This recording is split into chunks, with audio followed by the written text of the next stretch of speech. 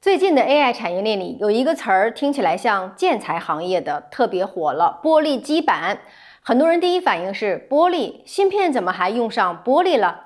玻璃基板啊，背后有真实的产业逻辑，它不是空炒概念。但是它现在最危险的地方呢，恰恰就是市场很容易把一个长期的产业趋势提前交易成短期的业绩兑现。方向可能是对的，但是呢，时间大概率没有那么快。这一期节目我们就来聊一聊玻璃基板。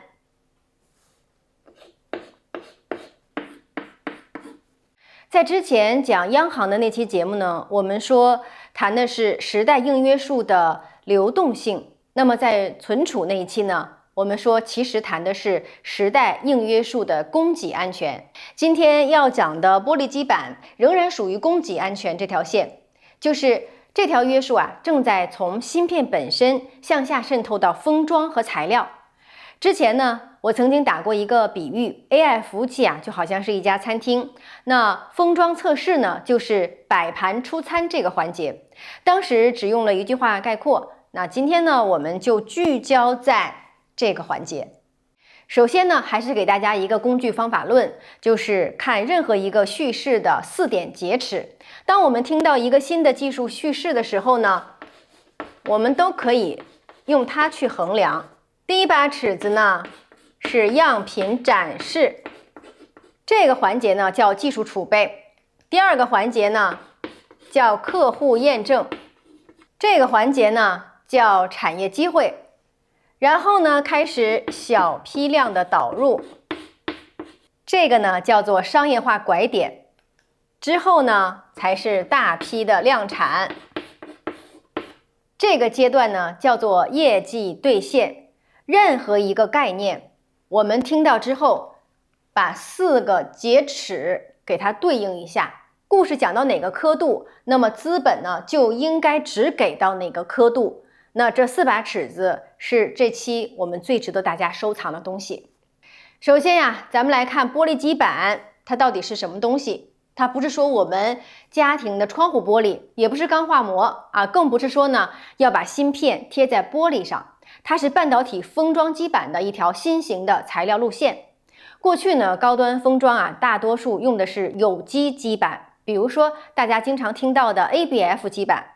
那玻璃基板的思路呢，就是把基板的核心材料换成玻璃，或者用玻璃做一层精密的转接平台。如果说呀，我们把 GPU 比作是超级大楼， HBM 呢比作是贴着它的一排高速的仓库， CPU 啊，各类加速器就好像是城市里的配套建筑。那么这些建筑不能孤零零的摆着，它们之间呢需要高速通信，需要道路、电网、地下管线。那么这一切呢都需要建在同一块地基上，这块地基呢就是封装基板。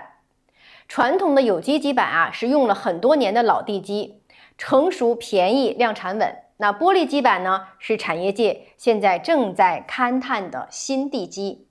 它的技术路径啊有2条。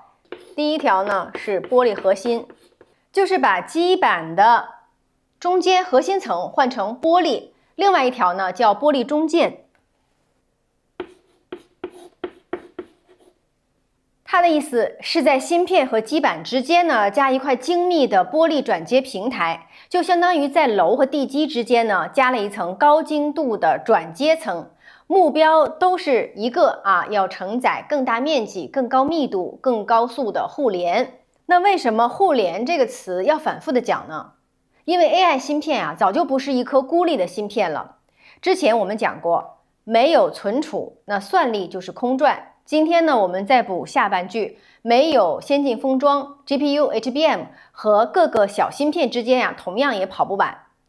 计算在楼里面，那记忆呢在存储里，而真正决定这座城市效率的是楼和仓库之间那些看不见的管线密度，而管线能铺多密取决于地基。那为什么 AI 要出新地基呢？有3个原因啊，是层层递进的。第一，芯片竞争现在啊正在从单颗芯片的竞争变成系统封装的竞争。过去呢，大家比的是制程，我们听到的7纳米、5纳米、3纳米，谁的晶体管多谁赢。什么叫制程呢？它其实呢原来指的是晶体管最小特征的尺寸，但是现在呢更多代表一代晶体管的密度和能效水平。数字越小，通常意味着单位面积的晶体管越多，也就越先进。但是先进制程现在越来越贵了，单颗大芯片的良率越来越难控制。那么产业呢现在转向了 chiplet， 我们可以叫它小芯片或者是芯粒，它把不同功能的小芯片连接成一个系统。那 chiplet 就好像是芯片界的乐高一样，把大芯片呢拆成小模块，哪里坏了就换哪里，什么制成贵就用哪里。以前做芯片呢就好像雕一头大象，但是废了你就得全扔。现在呢用像乐高一样的 chiplet， 拼积木一样缺哪换哪，既省钱又灵活。那 chiplet 它解决了大芯片难造的问题，但是它也同时带来了小芯片难以连接的新问题。这就是为什么我们需要用到玻璃基板了，因为它要给这群乐高积木提供一个超平超稳的拼接平台。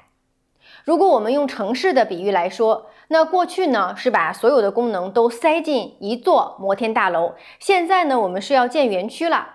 计算楼存储库楼通信中心、电力和冷却系统各自专业分工。在这个园区的模式下，那么决定效率的就不再是单栋楼有多高，而是整个园区的连接和调度。那么封装呢，就是那里的总规划。第二个原因呢，封装面积现在是越做越大了，老的地基开始吃力了。有机基板今天仍然是封装界的主流，因为它成熟、便宜、供应链完整。这一点呢，我们必须也要承认。但是当芯片城市越建越大，线路越铺越细，信号的频率越飙越高，老地基的问题就来了。它的翘曲更难控制，那尺寸稳定性就更难以承压，高频信号的损耗更敏感。那么玻璃的天然特性正好更对症了。因为玻璃更平更硬，热稳定性和尺寸稳定性也更好。楼要建得更大更密，地基呢就得更平更稳。第三个原因呢，就是 AI 和高性能计算要的是高带宽、更低的损耗。训练和推理的数据在芯片之间日夜搬运，搬不动，大厨就得站在旁边等。所以呢，玻璃基板其实它的底层逻辑不是新材料替代旧材料那么简单。而是说，先进封装在为 AI 大算力芯片寻找下一代的承载的平台。普通人理解的材料替代就是把 ABF 换成玻璃，其他照旧1:1替代。那么就是说，把木门换成铁门，门还是那道门。但是 AI 时代不一样 ，AI 算力需求要求更大的面积、更密的互联和更低的损耗，那么现有的 ABF 基板的物理极限就已经被卡住了，所以必须换一种能够支撑起全新封装架构的承载平台。那么玻璃基板就是那个平台的候选。选择玻璃基板是因为原来的房子太小了，整栋重建，顺便呢换了更好的一个地基。我们换的就不是门，而是这个房子的上限。接下来我们拆解玻璃基板的3层产业链，分为上游、中游和下游。上游呢，就是特种玻璃和化学材料。那么这里的玻璃指的是那种高纯度、高一致性的特种材料，它需要控制配方、厚度、热膨胀系数等等。上游材料的稳定性是整条线路的地板。中游呢，其实指的是加工工艺。大家记住一个词TGV， 英文它就是 Through Glass Via， 玻璃通孔。玻璃通孔中最难的就是这个 TGV 工艺了。那么难在哪儿呢？大家记住3个字打、填、铺。第一步就是打洞。在玻璃上要打出比头发丝还细的孔。第二步呢是填铜，就是往这个洞里面灌金属，让它能够导电。第3步呢，就是铺线，在玻璃表面重新铺路，把信号引出去。这个活能精细到什么程度呢？只要上面有一个孔没打好，或者铜没有填实，那上面几万美金的 AI 芯片就全部作废了。所以这哪里是在玻璃上打孔啊，分明是在刀尖上跳舞。赔错的代价呀，谁都受不了。下游呢，就是封装机厂，还有先进封装厂、芯片客户。那么玻璃基板呢，不是说自己做好就完了啊，它需要进入客户体系，被芯片公司、封装厂、服务器客户反复的验证。那么高端的 AI 系统对关键材料的容错率是0，所以呢，这个验证的过程注定特别的漫长。那么这一条呢，就直接连着我们4点卡尺的这一步了。接着咱们来看一下玻璃基板行业的全球玩家都有谁呢？首先呢，就是英特尔。在把玻璃基板高调推上前台的公司里面当中英特尔是最早的之一。注意他讲故事的方式，他讲的从来不是我要卖玻璃了，而是他说在未来单个封装当中要容下更多的晶体管，更多的 chiplet， 传统的地基不行了。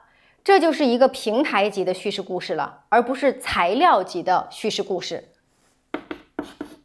第二玩家呢 Absolix 还有 SKC， 就是韩国的 SK Chemical SK 化学。那它收购了 Absolix 这家美国本土企业80%的股权。那么他们值得关注，不是因为公司本身，而是因为他们的项目被纳入了美国先进封装和供应链安全的建设范围。美国是不允许自家的 AI 供应链的关键环节完全压在海外的，无论是存储还是封装，我们都发现逻辑是同一条。那韩国的动机也一脉相承它靠记忆芯片吃饭的，最怕的就是 AI 时代封装材料平台升级的时候自己没有赶上。HBM 竞争的另外一半本来就是先进封装的竞争，所以呢，像 SKC 包括 LG、Innotech 等公司在材料和基板环节的布局都是这种焦虑的产物。然后我们来看日本。日本还是那个角色他不是台前最会讲故事的，但是他还是攥着厨具和食材，像材料设备硅片化学品玻璃基板一旦真的产业化了，那么上游的材料加工设备和检测环节当中，大概率都绕不开日本的公司。那最后呢，我们来看一下中国。中国的机会呢，肯定是在国产替代和产业链验证环节了，像我们的特种玻璃还有 TGV 的设备金属化工的工艺封装基板检测设备都有国产公司参与的空间。当然难点呢，也必须讲实在因为我们的客户验证环节，还有良率环节真实的订单环节、量产环节，一个也都绕不过去。有些公司名字里面有玻璃、有基板或者有封装，不等于他们在这条产业链上有位置。那么市场最关心的问题是，这个叙事还能持续吗？我的基本判断是这个产业逻辑是能持续的，但是这些公司的股价不会直线的持续。玻璃基板呢是先进封装下一代平台的严肃候选路线，它值得进入我们的长期观察清单。但是它今天呢处在4个节点卡尺的前2格之间，而且这个判断呢还是有失效的可能。比如说，第一，如果龙头玩家的量产时间表持续的推迟，验证进展长期的停滞，那么它就会被我们降级为技术储备型的题材。第二，如果传统的有机基板或者其他路线通过改良，那么在成本和良率上持续压制玻璃路线，那么替代逻辑本身就要被重估。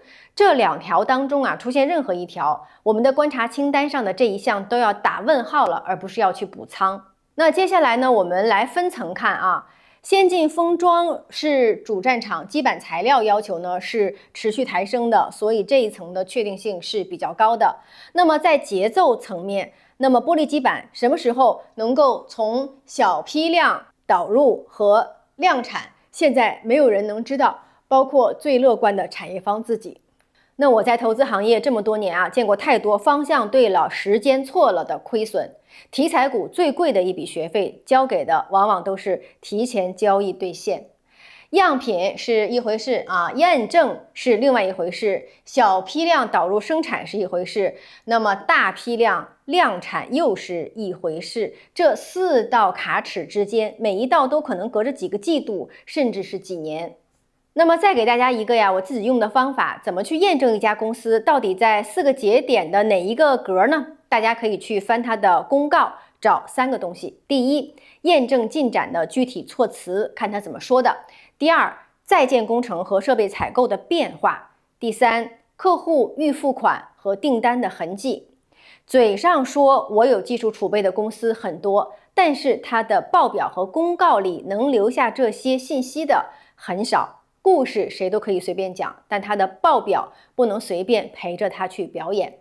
那么这3件套结合我们的4个节点卡尺一起来用，你就能判断一家公司是不是在这个玻璃基板行业有一定的位置。